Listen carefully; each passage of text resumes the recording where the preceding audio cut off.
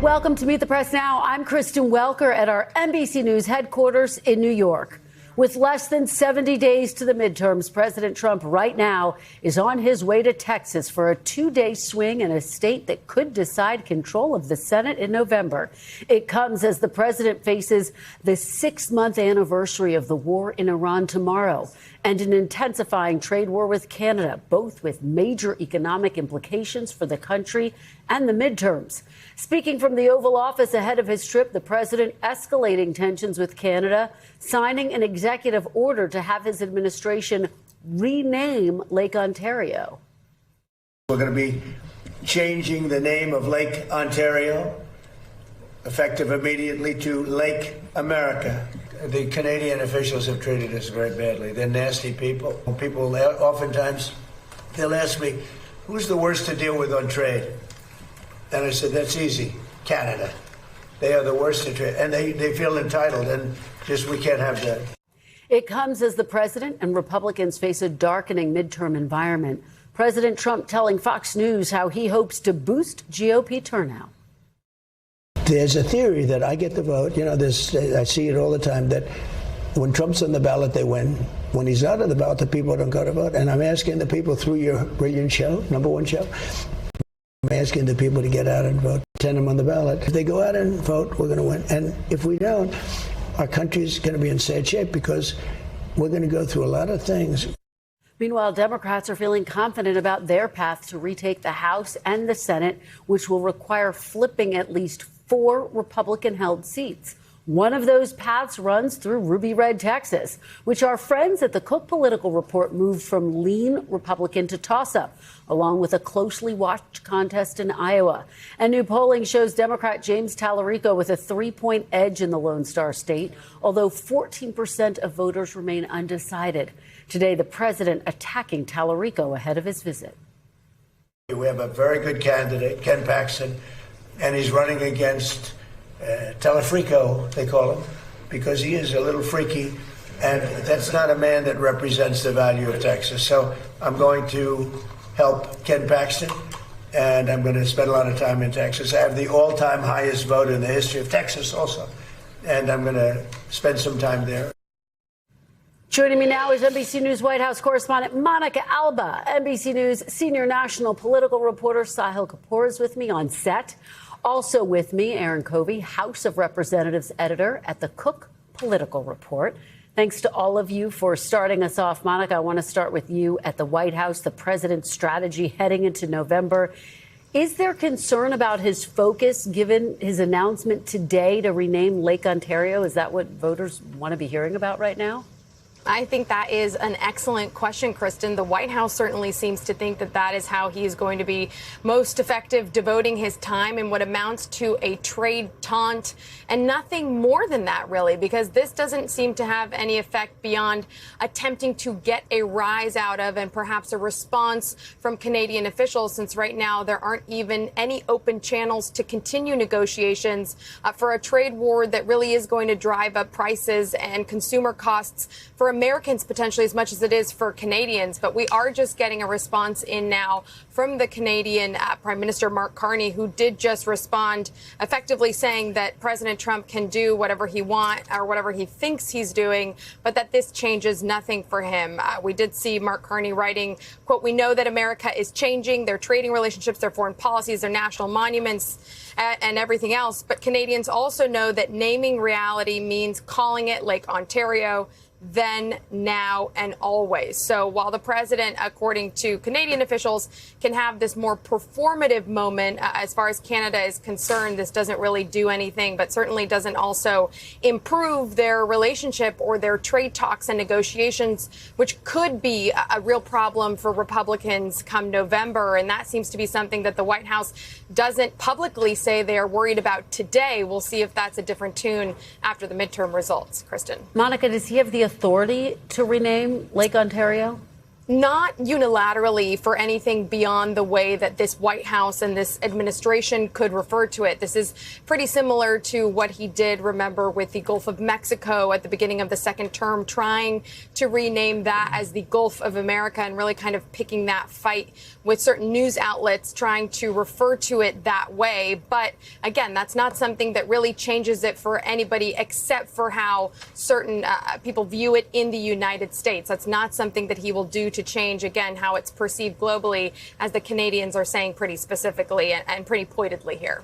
Well, Monica, the president's trip to Texas, of course, comes after his actions to try to lower beef prices by allowing more beef imports. We've actually seen some Republicans pushing back against this strategy. What's the White House response to all of this? Yeah, because, I mean, farmers and ranchers, even some that do support the president and have said so, are expressing their concerns about this. And yesterday, in a pretty striking announcement, the White House admitted that some of the policies that they have put into place over the last year or so have resulted in higher beef prices. And that is sort of an admission that the tariff policy and the trade implementation here has meant that people are paying more for those products. So they're trying now to see if they can ease that in some way, but that may not be something that may only come as kind of cold comfort to some of these ranchers and farmers who don't feel like that turnaround is going to be soon enough. And again, certainly may not be before the midterm elections. But the White House says that they are trying to do everything they can while really trying to keep these relationships fair and continuing to cite what they say are unfair trading practices, even with some of our closest allies. Kristen. I know it will continue to be a flashpoint. Sahil, let me turn to you. Monica, thank you so much for your reporting at the White House. Democratic Minority Leader Chuck Schumer said a few months ago that he sees multiple paths to the majority. What does that strategy look like? Is that realistic? It's certainly plausible at this time. How realistic it remains to be seen depends on a couple of things, including where the president's approval rating is. There are a couple of new polls by The Economist and by Reuters that show him as low as 33%. If it's that low, the Democrats definitely have a shot. I think just looking at the map, you showed the simple way to understand this is that there are 6 Republican-held states that where Democrats need to flip seats. 4 out of those 6. North Carolina, Maine, Ohio, Alaska, Texas, Iowa. This is easier said than done, but all of these seats are rated at least toss-up, if not, in the case of North Carolina, a little bit better for Democrats by the Cook Political Report. 4 out of these 6 states were states that Donald Trump won by double digits, so it's going to be a Herculean task. People compare this midterm potentially to 2018. It's going to have to be more like 2006, where Democrats won in states that surprised even them. They're going to have to almost redefine the map to pull off this kind of an inside straight. But again, if the numbers continue to look like this, it's plausible. Well, and part of what they would have to do are defend critical seats in states like Michigan, New Hampshire, and Georgia, right? Absolutely, and that's critical. I think if any of those 3 fall, then it's not looking like a path to a Senate majority for Democrats. Technically, yes. Mathematically, they could still do it. But if they can't win Michigan, how are they going to win a state like Iowa or Ohio, which is maybe 6, 7, 8 points redder? The math just doesn't quite work. Whatever you might think of Abdul El-Sayed, it's hard for me to see that he's going to underperform by that much. So, yes, they need to hold their ground in these blue or purple states in order to have a realistic shot. Well, and of course, the economy continues to be the #1 issue for voters. We know that a number of Democratic candidates are squarely focused on that. Based on your reporting, Sahil, how are they weighing going after the Trump administration versus staying focused on the economy? It's critically important, and it's the single best weapon that Democrats have. It's kind of ready-made for them in terms of the argument. President Trump campaigned in 2024 and won big on a promise to bring down costs on day one. It's a year and a half later. Inflation was 3.0 when he left office. It's 3.4 now. So Democrats can point to the Iran war. People can do the math on gas prices going up as a result of that. They can point to his tariffs. It's pushed up the price of food. The Strait of Hormuz choke point has pushed up the price of fertilizer, which has made life difficult for farmers. And they have the fact that his big, beautiful bill, before any of this stuff happened, was not popular. The Medicaid cuts have been a top Democratic political argument. So there's plenty of things for them to go after President Trump with. The question is how much of this lands and how much can Republicans make up, and at a time when their base is reluctant to turn out if the president is not on the ballot. Yeah. And just finally, Sahil, we're seeing this extraordinary battle play out within the Democratic Party. between moderates and progressives. Progressives have had some significant wins in this primary season. How are Democrats trying to unify ahead of the general election? One of the ingredients of any kind of wave election is that the party does ultimately come together, whether it's 2018 or 2006. Democrats won big those years because they were able to come together. So yes, they still need to heal some wounds. I think they still need to get people on the same page. In the case of Michigan, you see it happening because Haley Stevens, who lost that hard-fought battle to Abdullah El-Sayed, is fully endorsing him, fully embracing him. So I think state by state, race by race, they're going to have to try to heal these wounds. Not clear to me that it's going to happen everywhere, but I think with the specter of Donald Trump in the White House and wanting to take back power, they probably will come together. All right, Sahil, thank you so much. Really appreciate your great reporting and analysis. Erin Covey, let me turn to you. And on the House side of things, let's start there. Cook, of course, moved some more of those races in the Democrats' direction. What's behind those changes, Erin? Yeah, so a lot of these changes at this point in the cycle come as a result of polling data that we're getting in these House districts, some of which we're getting polling in for the first time this cycle. Of course, in Florida, that congressional map changed dramatically earlier this year when Republicans gerrymandered it to help them pick up as many as 4 seats. We're shifting one of those seats held by Kathy Castor from lean Republican into toss-up. And then we have 2 seats in Michigan that we also shifted in Democrats' direction.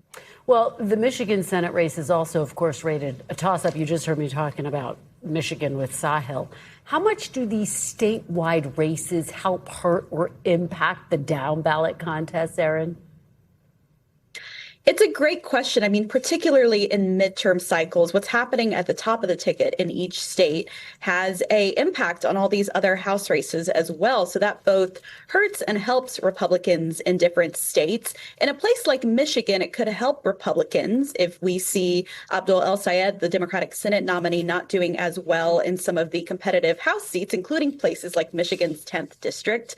That's going to be a drag on the Democratic nominee there. At the same time, in Texas, a big part of the reason that we see so many competitive seats in South Texas is that a lot of these places that voted for Trump in 2024, we now see in polling that Tallarico is actually carrying them by a pretty decent margin. So that swing at the top of the ticket is having a big impact in all these races. So about 21 seats are in the toss-up category, the majority currently held by Republicans. Is there still a bit of an uphill battle there for Democrats in those swing areas? Yeah, I mean, overall, if you look at our ratings, the parties are pretty evenly divided. There isn't a huge battleground of really competitive races, but among the races that we do rate as competitive, that's around 37 right now, 2/3 of those are held by Republicans. And so they are the ones who are playing the most defense at this point. They have a very narrow but real path to holding the majority, but it's going to require pitching a nearly perfect game. And of course, Erin, we started the hour talking about President Trump urging voters to pretend he is on the ballot. That, of course, we have seen historically drives turnout, particularly amongst Republicans. Do you think that that could be a critical factor in some of these more competitive House districts? Yeah, listen, I mean, the fact that Republican enthusiasm among Republican voters is significantly lower than it is among Democratic voters is a huge issue for them going into the midterms. It's not just a matter of persuading those voters in the middle, it's getting your base to turn out. And so in some places that Republicans are defending, energizing those voters who voted for Trump is an asset. But at the same time, they're in the minority, but there's a significant chunk of Trump voters who are also frustrated with his handling of the economy. So having to motivate those voters to turn out will be a tougher task. Yeah, and Erin, of course, you have the big Trump factor, but what are the other key factors you're going to be watching for over these next several months? Yeah, we'll be watching fundraising, which candidates are raising money, where the parties choose to spend their resources. A lot of that is still yet to be determined. And then, of course, individual candidates matter in all these House races, too. And a lot of these candidates, we know on paper what their strengths and weaknesses are, but we haven't seen them tested out on the airwaves. So once the ad spending really amps up this fall, we'll get a better sense of exactly where the battleground is. Erin Covey at the Cook Political Report. Thank you, as always, for joining us, Erin. We really appreciate it. We thank you for watching. And remember, stay updated on breaking news and top stories on the NBC News app or watch live on our YouTube channel.